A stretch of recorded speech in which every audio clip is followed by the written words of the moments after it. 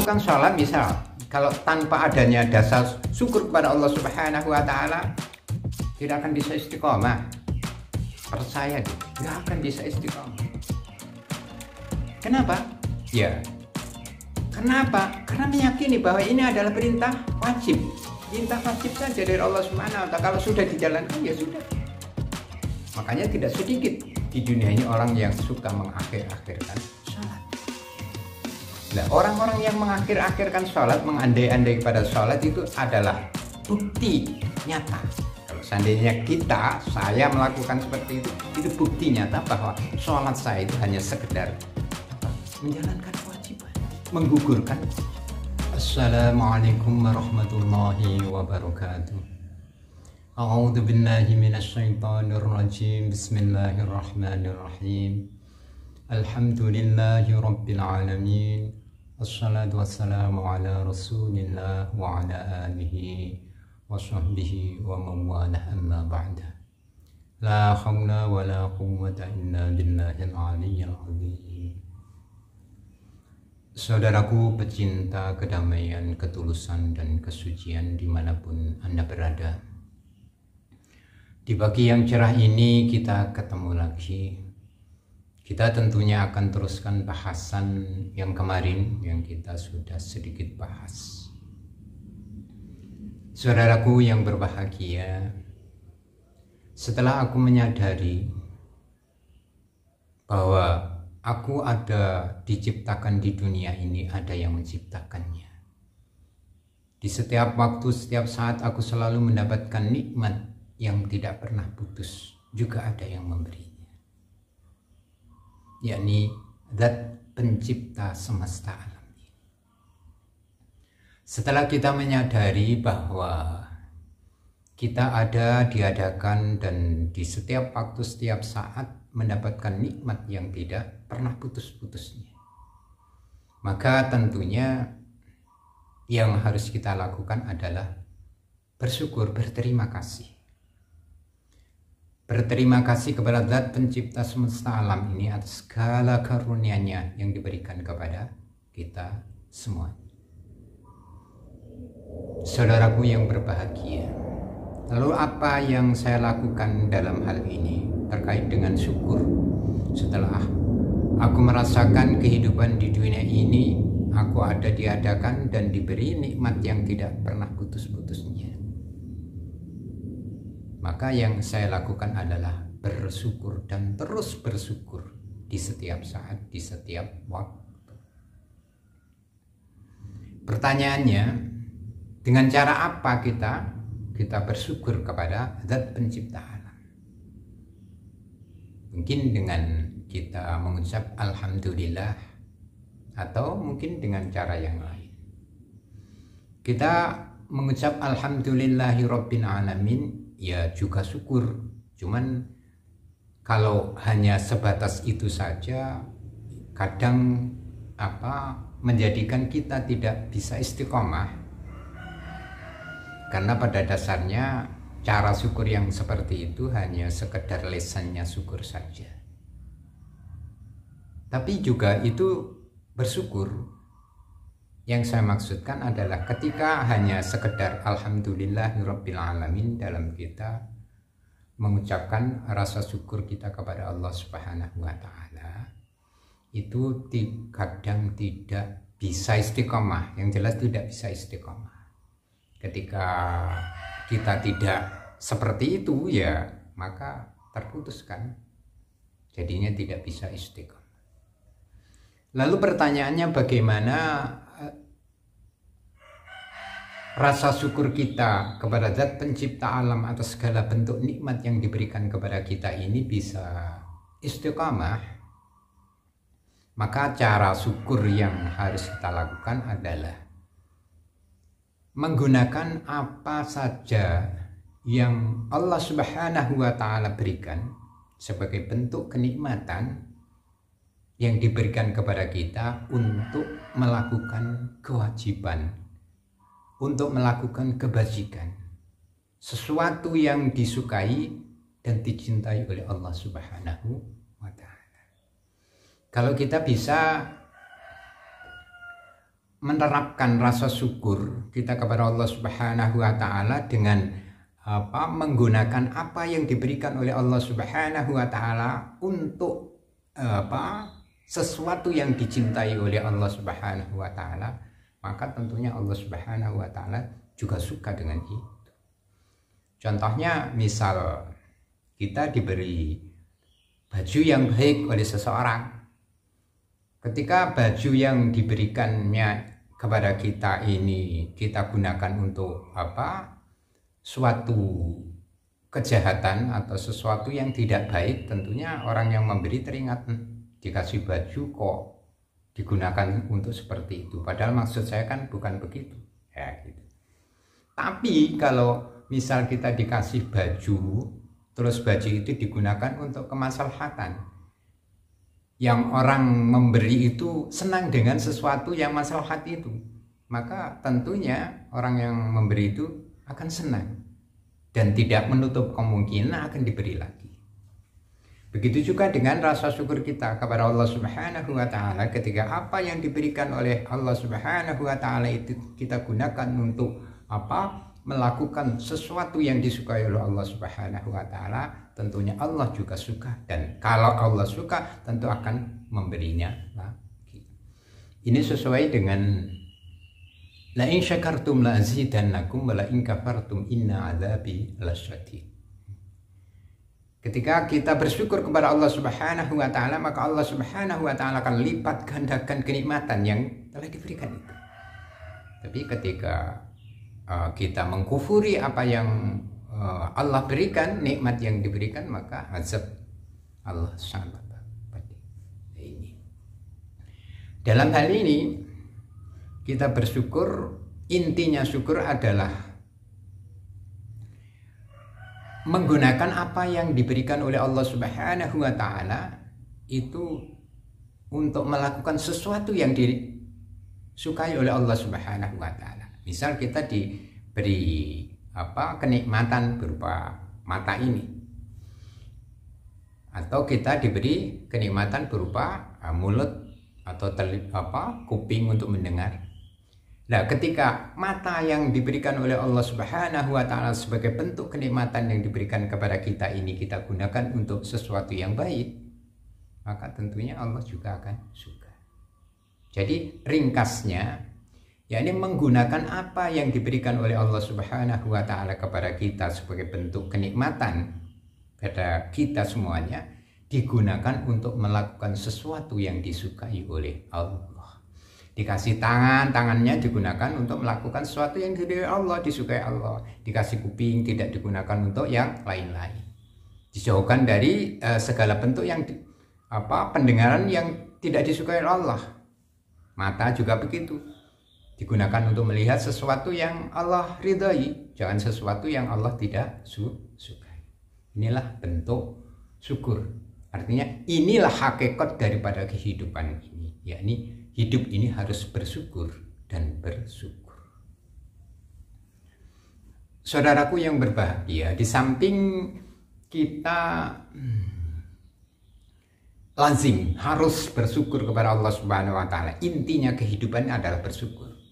Kita juga ada diperintahkan oleh Allah Subhanahu wa taala sesuai apa yang kemarin kita bahas, bahwa sesungguhnya Allah Subhanahu wa taala menciptakan jin dan manusia di dunia ini tidak lain hanya untuk disuruh beribadah kepadanya. Terkait dengan ibadah yang kita lakukan, ini adalah kewajiban, maka sebagai seorang anak manusia kita harus melakukannya. Nah, bagaimana cara kita untuk beribadah kepada Allah Subhanahu wa taala? Ya banyak. Ya. Apapun yang menjadi perintah Allah Subhanahu wa taala itu adalah kalau kita lakukan adalah bentuk peribadatan. Di samping kita bersyukur kepada Allah Subhanahu wa taala, yakni kita beribadah menyembah kepada Allah Subhanahu wa taala yang harus kita lakukan. Karena memang khas dan fungsinya kita diciptakan di dunia ini tujuannya untuk beribadah. Saudaraku yang berbahagia, setelah kita bisa menjalankan itu, yakni bersyukur kepada Allah Subhanahu wa taala dan beranjak untuk melakukan bentuk peribadatan menjadi perintah Allah Subhanahu wa taala. Dari situlah manusia sampai pada titiknya di mana manusia itu menyadari bahwa Allah Subhanahu wa taala adalah zat yang maha suci. Zat yang maha suci dan tentu tidak akan bisa bercampur dengan sesuatu yang kotor. Semuanya suci, mulus, bersih. Nah, sementara aku sebagai manusia, kita sebagai manusia ini adalah manusia yang penuh dengan noda dan dosa, kotor. Nah, dalam hal ini kita menyadari aku ini adalah orang yang kotor, kita ini adalah kotor, penuh dengan noda dan dosa. Ya nggak mungkin rasanya kalau sesuatu yang kotor, yang penuh noda dan dosa ini bisa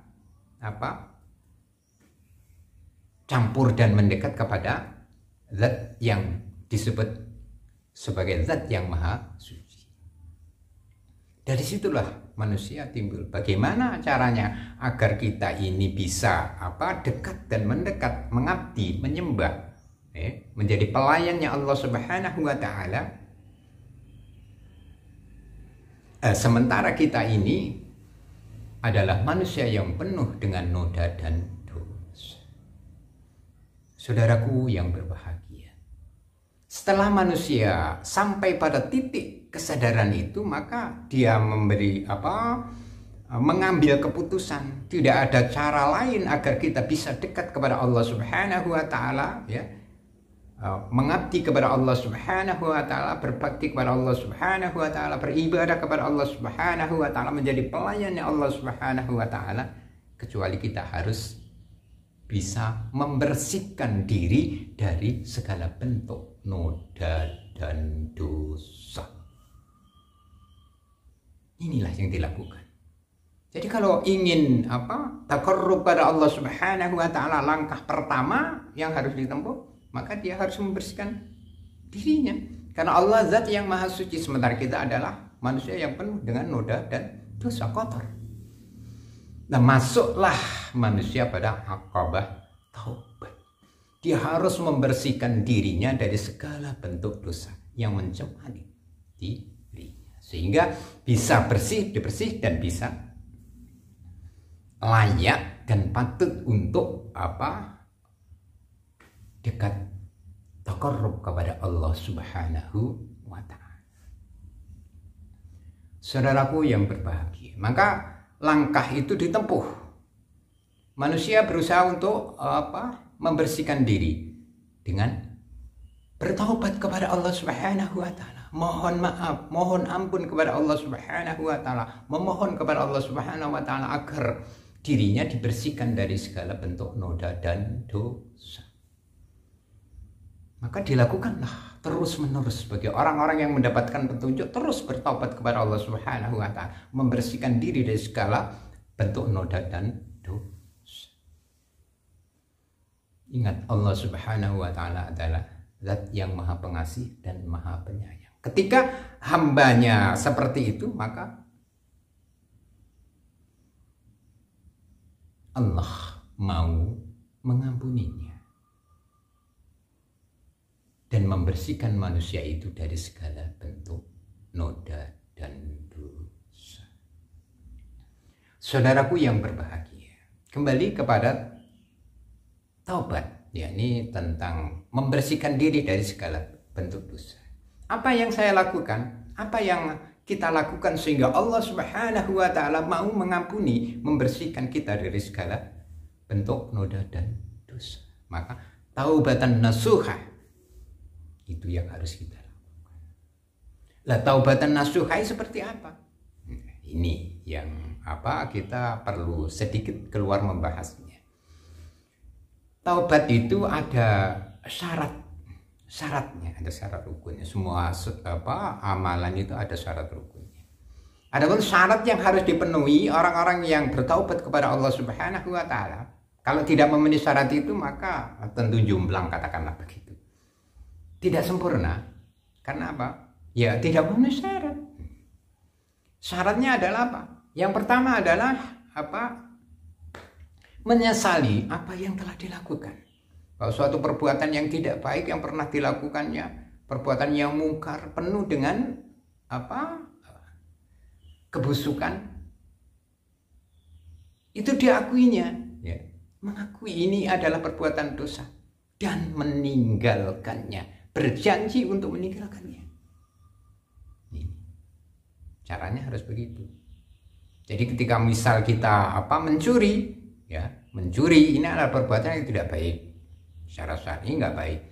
Nah, setelah kita mencuri, kita menyesali apa yang telah dilakukan ini, menyesal, saya tidak menyesal dengan perbuatan yang saya lakukan ini. Dan saya tidak akan mengulangi lagi. Inilah. Jadi menyesali apa yang telah dilakukannya. Dan berjanji tidak akan mengulangi lagi. Inilah menjadi syaratnya. Jadi menyesali apa yang dilakukan atas segala bentuk noda dan dosa pada dirinya. Terus berjanji tidak akan mengulangi lagi. Berjanji inilah. Berjanji tidak akan mengulangi lagi. Jangan sampai kita bertobat setelah misal kita melakukan suatu kejahatan terus bertobat, tapi besoknya lusa diulang lagi. Ini nggak memenuhi syarat.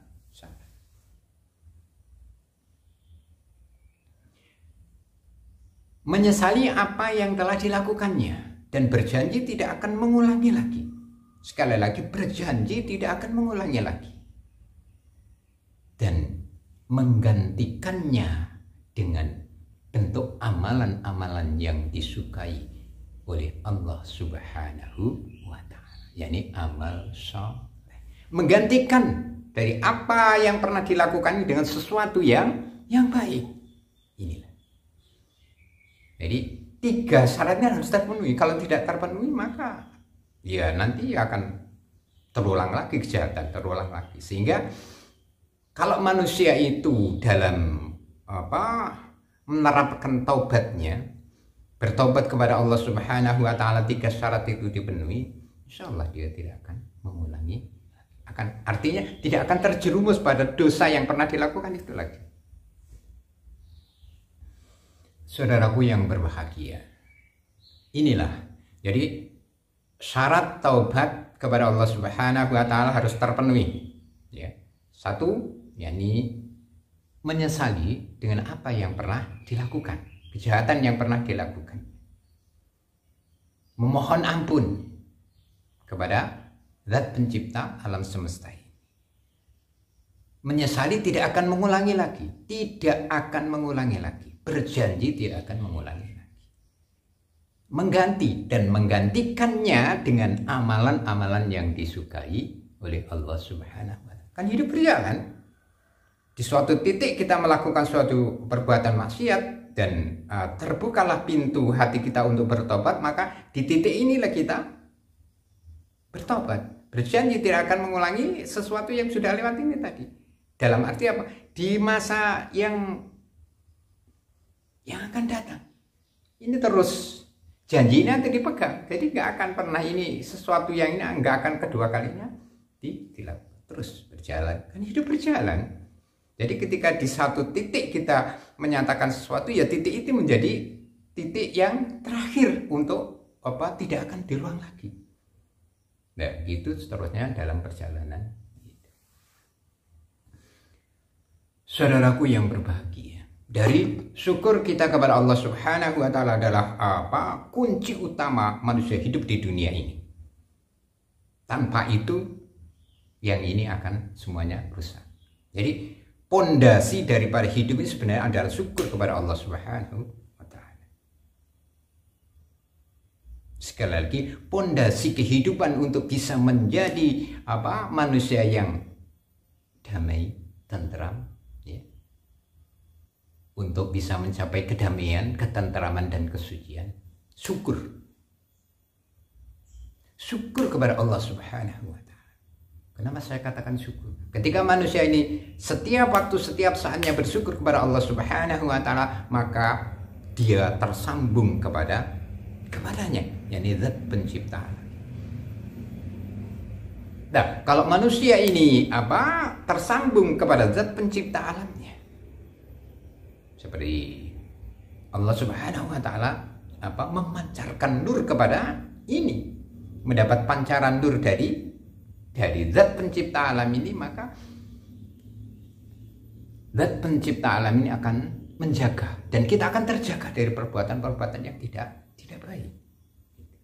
Berjalan ya diarahkan, dilindungi terus oleh Allah Subhanahu wa taala. Maka sekali lagi, pondasi utama manusia hidup di dunia adalah yang pertama kali syukur. Setelah itu proses seperti kita melakukan salat, ya, kewajiban yang diberikan oleh Allah Subhanahu wa taala, melakukan apa yang diwajibkan dalam syariat.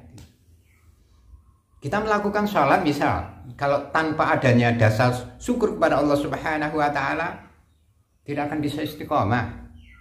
Percaya deh, nggak akan bisa istiqomah. Kenapa? Ya, kenapa? Karena meyakini bahwa ini adalah perintah wajib saja dari Allah Subhanahu wa taala. Kalau sudah dijalankan ya sudah. Makanya tidak sedikit di dunia ini orang yang suka mengakhir-akhirkan sholat. Nah, orang-orang yang mengakhir-akhirkan sholat, mengandai-andai kepada sholat, itu adalah bukti nyata. Kalau seandainya saya melakukan seperti itu bukti nyata bahwa sholat saya itu hanya sekedar menjalankan kewajiban, menggugurkan kewajiban, tanpa adanya dasar fondasi yang awal, yakni hidup ini harus bersyukur kepada Allah Subhanahu wa taala.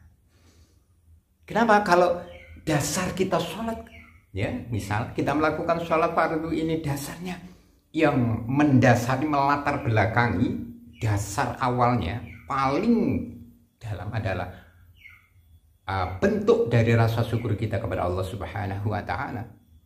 Dari setiap apa yang diperintahkan oleh Allah Subhanahu wa taala, dari setiap amalan yang kita lakukan, dasarnya hanya bersyukur kepada Allah Subhanahu wa taala, maka insya Allah akan menjadi istiqomah. Saudaraku yang berbahagia, ya, inilah perjalanan hidup manusia dari fase syukur, lalu tuntutan untuk melakukan kewajiban yang diberikan oleh Allah Subhanahu wa taala untuk mencapai titik, yakni dekat taqarrub kepada Allah Subhanahu wa taala. Saya rasa cukup sekian. Ya, mudah-mudahan apa yang kita bahas pada kesempatan pagi yang cerah ini bermanfaat untuk kita semuanya. Bermanfaat, sekali lagi bermanfaat, masalah di dunia kita dan di akhirat nanti. Akhirnya cukup sekian, billahi taufiq wal hidayah. Assalamualaikum warahmatullahi wabarakatuh.